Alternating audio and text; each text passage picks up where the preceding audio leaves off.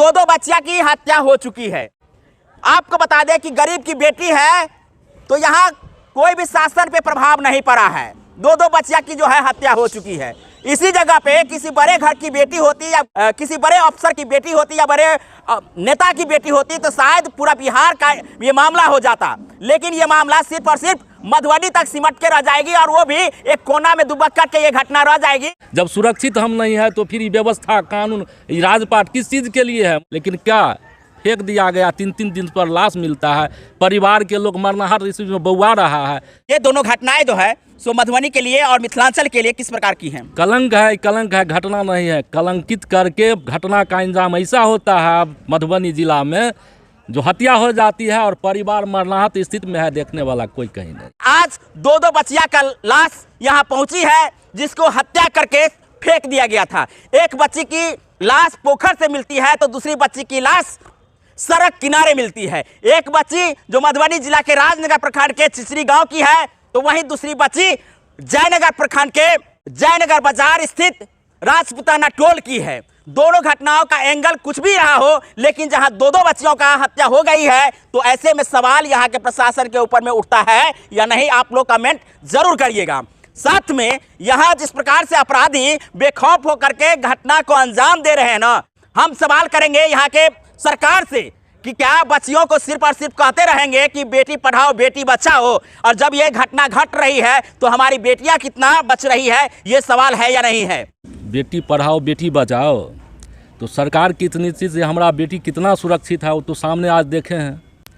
अब शर्म है कि जिस जगह हम अभी बोल रहे हैं वहाँ पर प्रशासन का जो चुस्ती और तंदुरुस्ती चाहिए, जिससे हर एक नागरिक बहू बेटी के साथ सुरक्षित रहना चाहिए, इस स्थिति में शायद सुरक्षित नहीं हो पाएंगे। कलंक है, घटना नहीं है। कलंकित करके घटना का अंजाम ऐसा होता है मधुबनी जिला में जो हत्या हो जाती है और परिवार मरनाहट स्थिति में है, देखने वाला कोई कहीं नहीं है।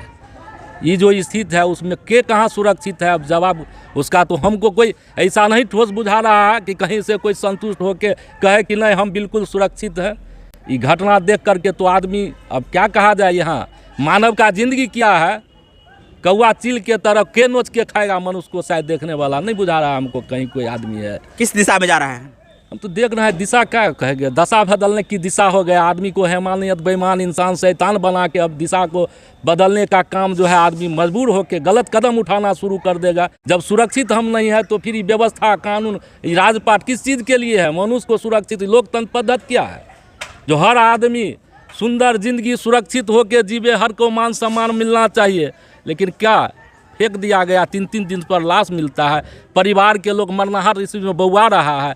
जब जानकारी चलता है तब सूचना के आधार पर कहीं सहयोग मिला, कोई व्यवस्था जो होनी चाहिए चुस्त और दुरुस्त, जो लोग डरे घबरा जाए शासन व्यवस्था से, इस तरह का गलत काम नहीं करे, उसके लिए सरकार को व्यवस्था देनी चाहिए। नहीं तो बेटी पढ़ाओ बेटी बढ़ाओ टाई फिक्स हो जाएगा, कहीं कोई उपलब्धि नहीं मिलेगा। जरूरत इसी जगह पे किसी बड़े घर में ये घटना घटती तो क्या लगता है कि यही व्यवस्था रहता है? एकदम नहीं। जब घटना का जो अंजाम दिया गया उसमें देखने वाला नहीं, साथे थे आप, देखे हैं, आप भी बोले हैं, जो बोलना चाहिए बोले हैं आप, उसके साथे जो हमने देखे हैं वो बात बता रहे हैं कि इस स्थिति में आखिर आदमी कहाँ जाके रहेगा, कहाँ बचेगा, कहाँ बसेगा।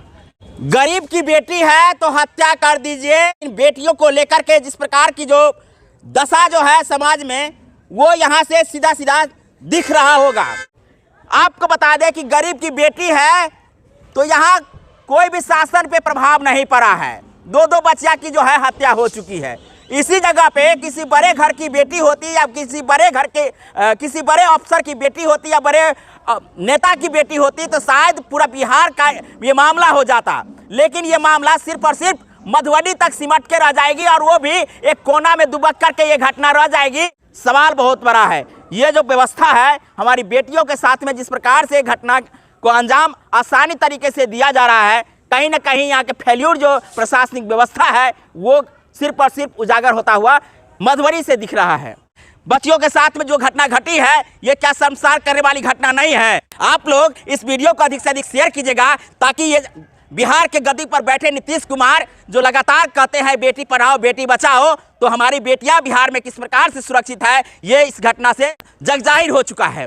आप लोग इस वीडियो को अधिक से अधिक शेयर कीजिएगा ताकि बिहार सरकार में बैठे जो आला अधिकारी हैं और बिहार सरकार के कुर्सी पर बैठे जो ये शासक है उनको पता चले कि हमारी बेटियां जो है बिहार में कितना सुरक्षित है।